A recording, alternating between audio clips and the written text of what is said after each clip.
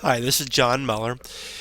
We are going to actually look at how to add the field to a tournament. And right now you'll see that I'm actually on the 2010 Sony Open in Hawaii tournament. And I'm actually logged into an account, as you'll see in the right corner of the screen here.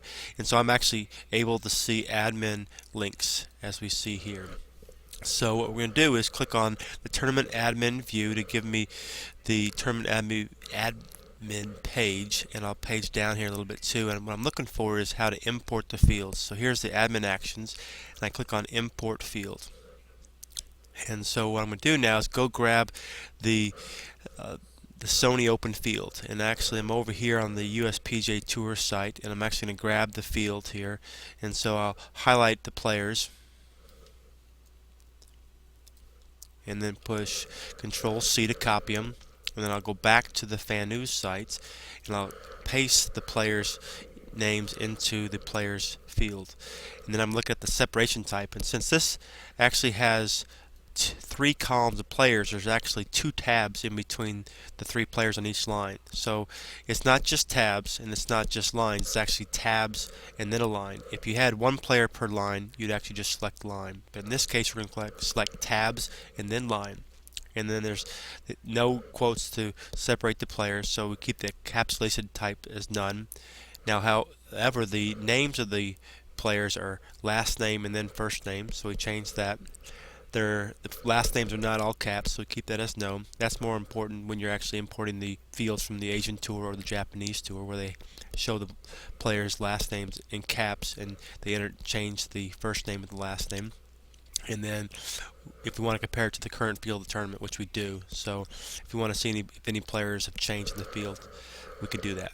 So we press the Submit Step 1 button, and now the system's going to go through and compare these players with the players in the system. And so you'll see that it's actually found these players in the system, and we can actually go through and select these players one by one if we want. However, what we're going to do is, since we're looking at 140 players here, we're actually going to do the exact opposite. We're going to do the inverse. And so we're going to select the players that are not playing, because what happens is the system sometimes finds multiple players for one name. If you look at Richard S. Johnson, there's actually four players with similar names. And so what we want to do is actually select the players that are not Richard S. Johnson. As you will see, I did it for these three here. So we're going to go through the list of players and do that.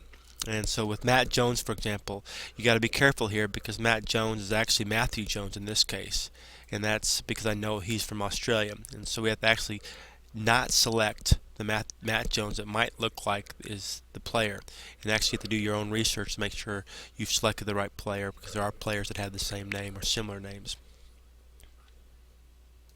Okay, so now we've actually gone through and deselected all these players that selected the players that are not playing. I come down here and I actually hit the button or the link called Toggle All, and if you watch the list of players, you'll see that now when I push Toggle All, you'll actually see the players that we had selected before now not selected. So in the case of Chris Wilson, for example, I had selected Chris Winston, but then I hit Toggle All, and now Chris Wilson is selected. So it was easier to select the players that we're not playing, and then come down and hit Toggle All, because usually the system's pretty good at picking which players to enter.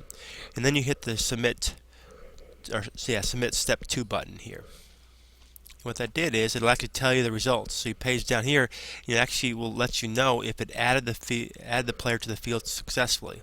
And so we just go through and just make sure that the players were all added successfully. And as you will see, they were. So just to double check, we can actually click on the public field page to see, the players that were entered.